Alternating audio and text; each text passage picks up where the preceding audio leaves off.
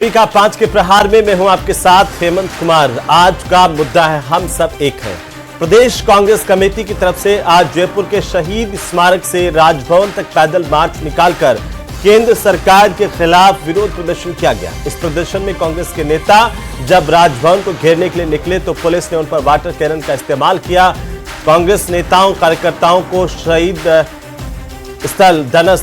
स्मारक पर ही रोक दिया। गोविंद सिंह डोटासरा ने इस दौरान कहा कि ये पेपर लीक में मगरमच्छ पकड़ने की बात करते हैं, लेकिन इनसे चुईया नहीं पकड़ी जाती। सरकार एसआई भर्ती पर क्या करना चाहती है, ये पूछा। गोविंद सिंह डोटासरा ने कहा कि ये बताना चाहिए सरकार को। उधर सचिन पायलट ने कहा कि हम सब एक हैं, एक साथ लड़ेंगे और 4 साल बाद सरकार लेकर के आएंगे।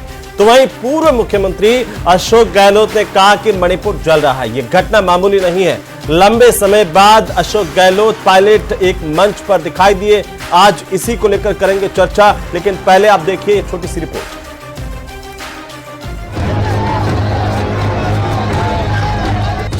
जयपुर में कांग्रेस का हल्ला बोल।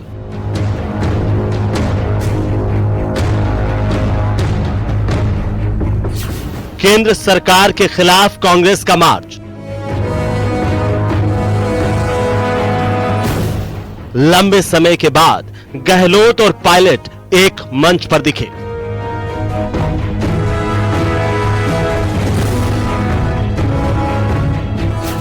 राजभवन घेरने निकले कांग्रेस नेताओं पर पानी की बौछारें।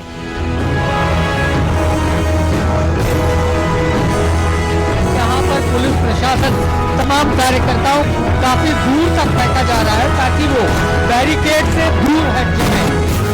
पायलट बोले, हम सब एक हैं, एक साथ लड़ेंगे।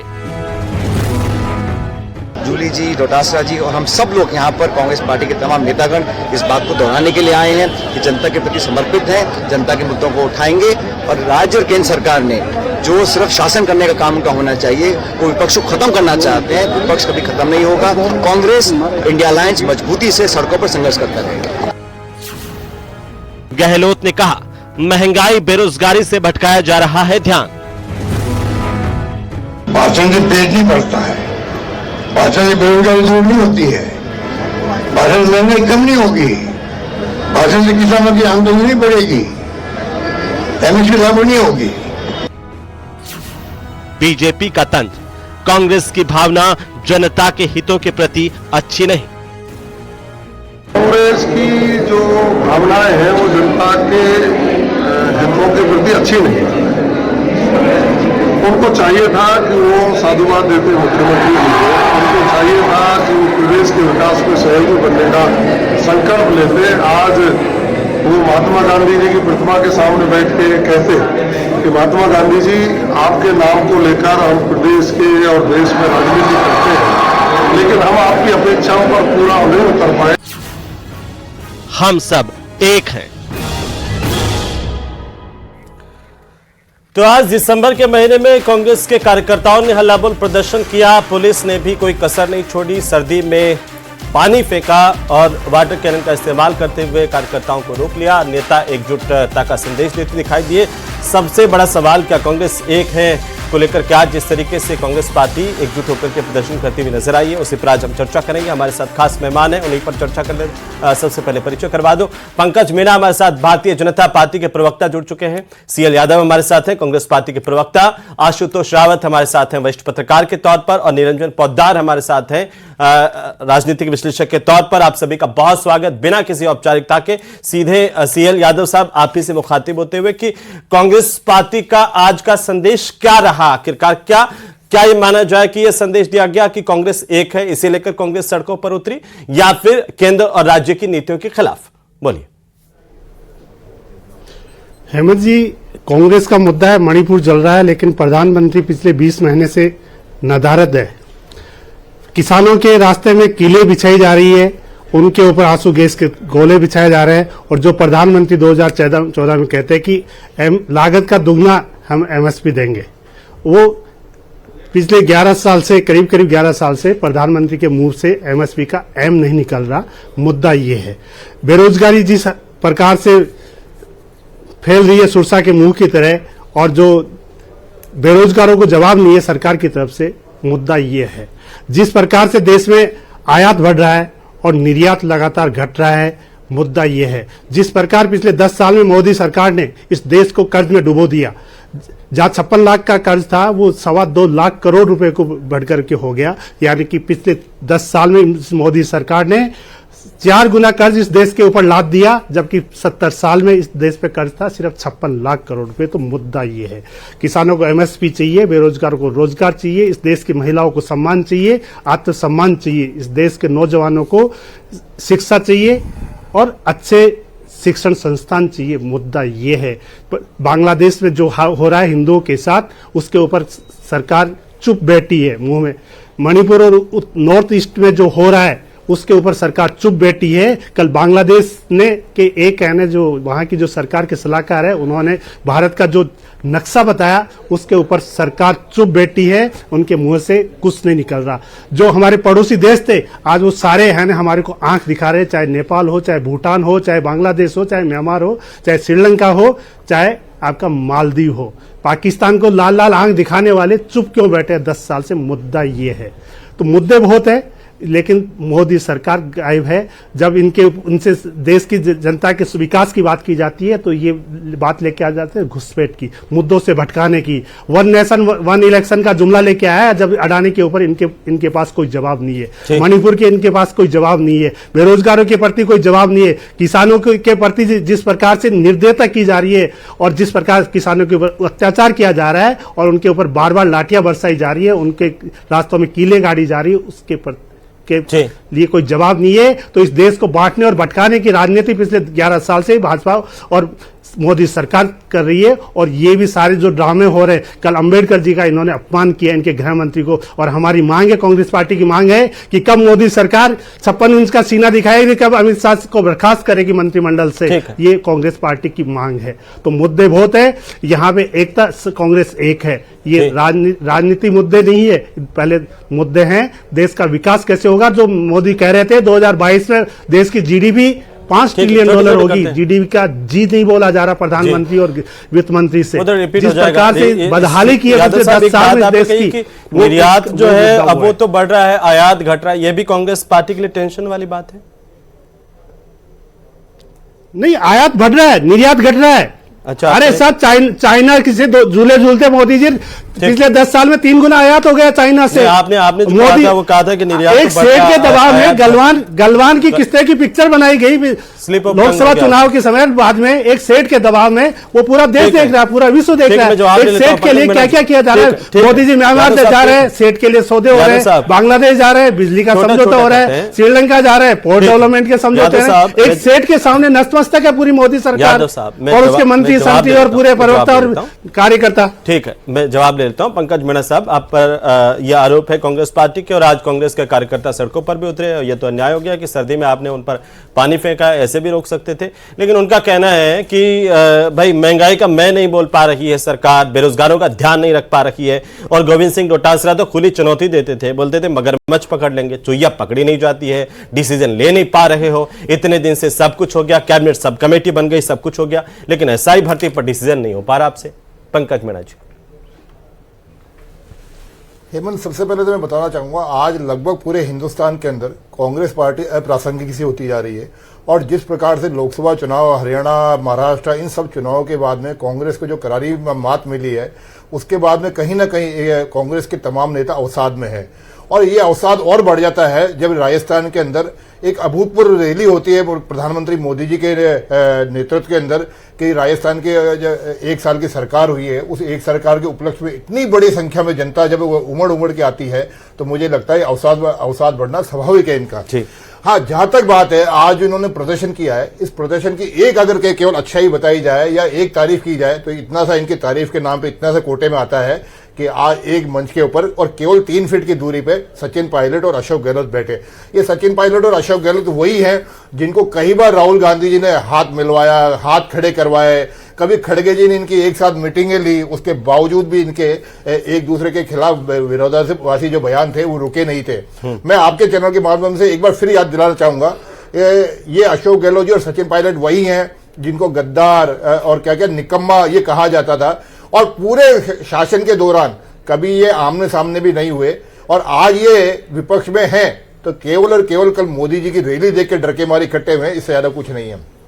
तो आपने एक बात कही कि सर्दी में पानी डालने की क्या आवश्यकता थी, वो मैंने इसलिए कहा, उन्होंने आरोप लगाया कि ये विपक्ष को खत्म करना चाहते हैं, तो मुझे लगा कि आप इन पर पानी डाल करके ना सिर्फ खत्म ही बल्कि बीमार भी करना चाह रहे हो इस सर्दी में। नहीं, मैं बीमार के बात नहीं है। 5 साल में इनके इतने पाप थे कि हमने बीसलपुर के पानी से इनके पाप थोड़े बहुत कम करने की कोशिश की है, परंतु अगर 18 से 23 का देखा जाए तो इनके जो पाप हैं, इनके जो अपराध हैं, अब वो अक्षम्य है। और मैं समझता हूं कि इतने से पानी से कम इनको मन्ना तो माफी मिलने वाली।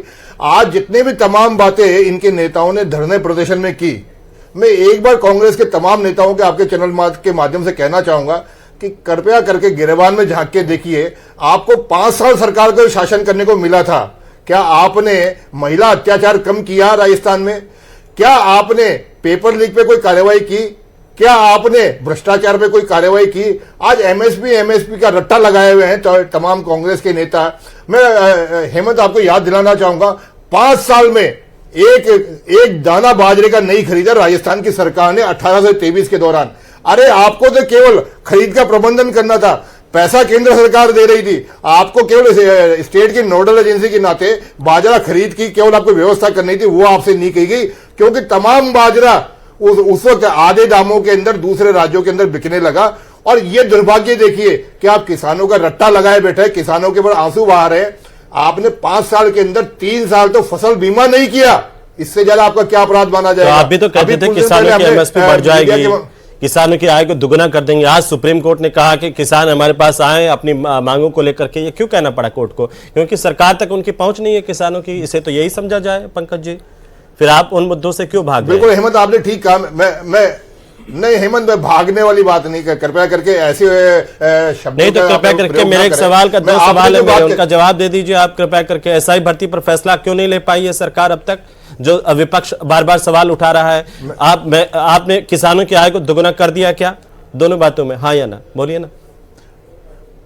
बिल्कुल है, मैं हेमंत आप ही की बात का जवाब दे रहा हूं, परंतु मैं ऐसे उम्मीद करता हूं कि सरकार के ऊपर इस प्रकार के शब्द का प्रयोग नहीं किया जाए। परंतु जहां तक बात है एमएसपी, मैं सरकार पे नहीं कर रहा, मैं आपको याद दिलाना चाहूंगा, पार्टी को लेकर के कर रहा हूं। मैं बिल्कुल आपकी बात का जवाब दे रहा हूं। हेमंत सुनिए, जब हम सरकार में आए थे राजस्थान में बाजरा बिकता था 600 रुपए से। बार बार बाजरे की रेट क्या है? एक मुट्ठी बाजरे के लिए हिंदुस्तान की बादशाह चली जाती, उसी पर आप बार बार जा रहे हैं। बाजरा छोड़िए ना, मैं तो कह रहा हूं किसान की आय दुगनी हो गई क्या राजस्थान में? आप बता दीजिए। सब इंस्पेक्टर भर्ती परीक्षा पर फैसला हो गया। हेमंत मुझे बोलने तो दीजिए। मैं बोलेंगे, आप 3 मिनट पहले आप इतने एक्साइटेड क्यों हो रहे? आप इतने एक्साइटेड क्या हो रहे? मैं एमएसपी में जवाब दे रहा हूं ना, आपने एमएसपी में प्रश्न पूछा। अरे एमएसपी में प्रश्न पूछा, सुनिए एमएसपी में जवाब सुनिए आप पहले तो। हम अरे मैं एमएसपी की बात कर रहा हूं श्रीमान, आप सुन लीजिए। आप कृपया करके प्रश्न पूछा ना, सुनिए तो सही। बोलिए तो सही। एमएसपी राजस्थान के अंदर 600 रुपए से 800 रुपए किलो बाजरा बिका करता था 2014 के अंदर। हमने एमएसपी बाजरे की करी 1800 रुपए। कितना परसेंट? 250 गुना करी उसकी, 250% उसकी एमएसपी बढ़ाई। और जब तक हमारी राजस्थान में सरकार थी एमएसपी पे खरीद होती थी, और अभी ये सरकार आई है फिर बाजरे की खरीद शुरू होने वाली है। ये तो बात हुई आपकी एमएसपी की। और जहां तक बात है किसान की आएगी, मैं हेमंत आपको याद दिलाना चाहूंगा, पूरी जिम्मेदारी से कह रहा हूं, 2014 के अंदर राजस्थान के किसानों की, जो हिंदुस्तान के किसानों की वार्षिक आय थी 73,600 रुपए। या मेरे कांग्रेस के प्रवक्ता कहीं भी जाके गूगल सर्च कर लीजिए, और आज वो आय है 1,24,000 रुपए, लगभग 80% बढ़ चुकी है। उसके बावजूद भी अगर मुझे लगता है कि अगर इनके पास में कोई, कांग्रेस के पास में कोई सुझाव हो किसानों की आय बढ़ाने के, तो वो इनको जरूर हमको देने चाहिए। और जहां तक जो इनकी मांगों की बात है, मैंने पहले भी कहा कि कृपया आप आइए, आप पहले ही अपना लेखा जोखा दीजिए कि जब आप सरकार में क्या किया था, और हम अपना लेखा जोखा देते हैं कि आपने हमारी सरकार में क्या किया। एसआई भर्ती वाला भी काम हो रहा है। मैं आपको महंगाई की बात कर रहा हूँ। महंगाई वाला हो गया, एसआई भर्ती मैं महंगाई की बात कर रहा हूँ, हो गया वो एसआई भर्ती वाला। आप पहले तो अपना एजेंडा तय कर लीजिए, शब्द आपके प्रश्न तय कर लीजिए। मैंने 2 सवाल पूछे थे, एक मेरे किसान की आय का, एक एसआई भर्ती का, जो विपक्ष की। मैं एक प्रश्न का जवाब देने जाता हूँ, आप दूसरा प्रश्न खड़ा कर देते हैं। नहीं, आपके एक प्रश्न का जवाब दे रहा हूँ। नहीं, कृपया करके आप एक प्रश्न खड़ा करने में दूसरा का जवाब सुन लीजिए। मैंने आपसे सुन लीजिए, मैं आपके हर प्रश्न का जवाब दे रहा हूँ जी, आप सुनिए ना सही, कम से कम एसआई भर्ती पर जी। अगर आपको एक प्रश्न, एक प्रश्न का जवाब पूछना आप मिल गया मुझे इस वाले का सवाल का जवाब मिल गया। अब ऐसा ही बताना शुरू करूंगा तो आप ऐसा ही क्या बताना शुरू करूंगा तो आप दूसरे का जवाब सुनिए। नहीं ऐसा ही वाले पे आ जाइए। ऐसा ही की भर्ती, हाँ ऐसा ही भर्ती का जो घोटाला था वो 2000 हमारे 23 में सरकार आने से पहले हो चुका था और 2023 में हमारी सरकार आने के बाद में हमने एसआई के ऊपर कार्रवाई की, उसकी जांच की, एसओजी को जांच दी और जांच होने के बाद में जितने हमारे जो शक के दायरे में आए सबको हमने अरेस्ट किया और अरेस्ट करने के बाद में उनके ऊपर जो कानूनी कार्रवाई होनी थी पूरी कानूनी कार्रवाई हुई। मैं अब आपके माध्यम से फिर पूछना चाहता हूं कांग्रेस के ऊपर कि जब तथ्य आपके पास थे तो आपके समय पे कार्रवाई क्यों नहीं?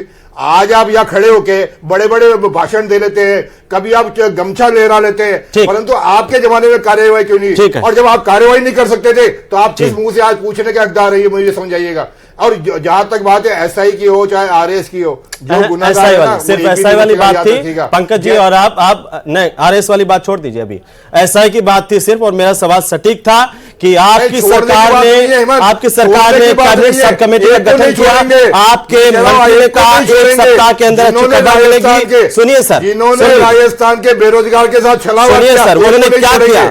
उन्होंने क्या किया वो छोड़िए, उन्होंने क्या किया? जनता ने उनको दंड दिया, जनता ने उनको गद्दी से उतार दिया।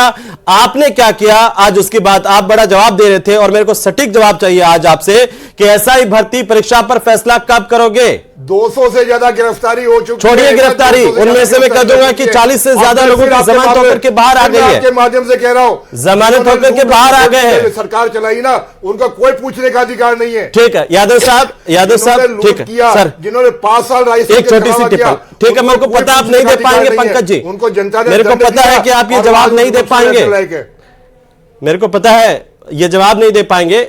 राजस्थानी में कहावत है, भिखा की घोड़ी पर कौन चढ़े, उत्तर भिखा में चढ़े, ये सब जानते हैं। सीएल यादव साहब आप कुछ कहना चाह रहे, रिएक्ट करना चाह रहे जल्दी से? एक जी 30 सेकंड। हेमंत जी, कल देश का गृह मंत्री अंबेडकर जी का अपमान कर रहा था, आज भाजपा के प्रवक्ता इस प्रदेश के किसान मेहनतकश किसानों का अपमान कर रहे हैं और बार बार कह रहे हैं कि एमएसपी का रट्टा लगा रहे हैं। ये इस प्रदेश के अन्नदाता किसानों का अपमान है और भाजपा को सोच समझ के शब्द यूज करने चाहिए। भाजपा कहती है हमारे पास 1400 करोड़ रुपए नहीं है एमएसपी में बाजा खरीदने के लिए, क्योंकि हमारी जो ट्रबल इंजन सरकार है उसने 1400 करोड़ रुपए देने से मना कर दिया। ये 2000 ठीक है, बाकी दो मेहमान भी है हमारे साथ में। इससे 1 साल से इनके पास कोई काम नहीं है। प्रधानमंत्री पिछले 11 साल से विजनलेस है, इनका मुख्यमंत्री विजनलेस है, जो एक मेडिकल स्टोर का उद्घाटन करने तक का इनके पास वक्त है। इससे ज्यादा विजनलेस प्रधानमंत्री और मुख्यमंत्री क्या हो सकते हैं? बाकी देश में क्या किया? 10 साल से पूरा देश देख रहा है, 1 सालों से 70 साल से भी देश देख रहा था। आशुतोष रावत साहब, आशुतोष जी वो भी देश को मालूम है, हाँ, तो वो भी तो देख ही रहा था देश, तब कौन सा आपके किसानों का सब कुछ बताया है पिछले 10 साल में। भाजपा बता दे कि हमारी मोदी सरकार ने क्या यादव साहब, ठीक है देश को, ठीक है। आशुतोष रावत साहब, कांग्रेस पार्टी का प्रदर्शन और आरोप कैसे देख पा रहे हैं आप? जल्दी से टिप्पणी। देखिए हेमंत जी, कांग्रेस ने आज अखिल भारतीय स्तर पर इस कार्यक्रम का आह्वान किया था और राजस्थान समेत पूरे प्रदेश देश भर के अंदर जो कांग्रेस की प्रदेश इकाइयां हैं उनको मणिपुर हिंसा और अडानी घूसकांड को लेकर के खास तौर पर यह विरोध प्रदर्शन पूरे देश भर में जो कार्यक्रम हुए उसी श्रृंखला में एक कार्यक्रम जयपुर में हुआ। लेकिन मुझे लगता है कि कांग्रेस के लिए एक सुखद तस्वीर जो आपने स्क्रीन पर भी दिखाई, मुझे लगता है कि कांग्रेस के लिए इस विरोध प्रदर्शन के दौरान एक सुखद तस्वीर थी, वो थी कि कांग्रेस के सारे बड़े नेता जिनके बारे में बराबर कहा जाता है कि खेमेबंदी में बटी हुई कांग्रेस है, ऐसे में ये सारे नेता एक मंच पर नजर आए। तो मुझे लगता है कि शायद आज के दिन की सबसे बड़ी उपलब्धि राजस्थान कांग्रेस के लिए यही है कि यहां पर चाहे अशोक गहलोत हो, सचिन पायलट हो, टीकाराम जूली हो, चाहे डोटासरा हो, एक साथ नजर आए। मुद्दे कितने प्रभावी थे, कितने प्रभावी नहीं थे, यह तो जनता तय करेगी, लेकिन कांग्रेस ने जिस उद्देश्य से इस कार्यक्रम को किया था मुझे लगता है कि शायद वो उस पर सफल रही। ठीक है पोद्दार साहब, क्या कांग्रेस पार्टी का प्रदर्शन हम सब एक हैं उसी तक सीमित है या उससे कहीं ज्यादा है? देखिए अमन जी, निश्चित रूप से जिस तरीके से प्रदेश कांग्रेस की बात करें तो जो पोस्टर वार से निकल करके अगर वो रोस्टर वार पे उतरी है तो आप ये समझ लीजिए बहुत शुभेच्छा उनको, क्योंकि देर आए दुरुस्त आए। क्योंकि मैं ये बात इसलिए कह रहा हूं कि शायद जो आज कांग्रेस ने प्रदर्शन करके दिखाया है और सबने एकजुट मिल करके एक कांग्रेस नजर आई, कहीं ना कहीं इसी संदर्भ को देख करके जयप्रकाश नारायण जी ने कहा था कि जब विपक्ष मृत प्राय हो जाता है या विपक्ष कमजोर हो जाता है लोकतंत्र के अंदर, तो सत्ताएं आवारा हो जाती हैं। तो सत्ताओं को नियंत्रित करने के लिए विपक्ष को इसी तरीके से सदन से लेकर सड़कों तक इसी तरीके से फ्लैग मार्च करते हुए नजर आना चाहिए, जो आज कांग्रेस ने प्रदर्शन किया पहली बार। तो सत्ता तो कह रही है, हम काम करवा रहे हैं इतने सारे जनता के हित के, किसानों के देखिए एमएसपी पर खरीद चालू कर दी है, प्रदेश का युवा बेरोजगार खुश है, इतनी सारी भर्तियां निकाल दी है पोद्दार साहब। मैं इसी बात पे आ रहा हूं। देखिए हाँ। अभी जैसे किसानों की बात इसी के बाद खत्म करेंगे। मुझे एक चीज नहीं समझ में आई हेमंत जी कि अभी भारतीय जनता पार्टी के विद्वान प्रवक्ता कह रहे थे किसानों की आमदनी 1,24,000 हो गई, किसान समृद्धशाली हो गए। शायद इसीलिए इन्होंने फावड़ी पे, गैती पे, जो कुदाली होती है उसके ऊपर, जो कटारी होती है उसके ऊपर, जो खुरपी होती है उसके ऊपर 18 और 28% जीएसटी लगा रखा है। इनको ऐसा लग रहा है कि किसान जो साइकिल पे चलेगा या किसान जिस मोटरसाइकिल पे चलेगा उस पे 28% टैक्स है, यानी कि वो लग्जरी आइटम में मानते हैं। ये तो कम से कम ये आज तक मुझे समझ में नहीं आया कि जो किसान को ये एक साल में 2-2 हजार रुपए 3 बार देकर के 6,000 रुपए देकर के किसान की आमदनी बढ़ा रहे हैं, किसान तो बहुत ही गलत बात है और सरकारों को सोचना चाहिए। मैं चाहता था इस पर बीजेपी प्रवक्ता का रिएक्शन, कांग्रेस प्रवक्ता का, लेकिन इतना समय नहीं है। बहुत शुक्रिया आप सभी का चर्चा में शामिल होने के लिए। कुल मिलाकर के कांग्रेस पार्टी सड़क पर उतरी, प्रदर्शन किया, सरकार पर कई सवाल भी दागे हैं। उम्मीद की जानी चाहिए कि सरकार भी जनहित के मुद्दों को प्राथमिकता देगी। नमस्कार।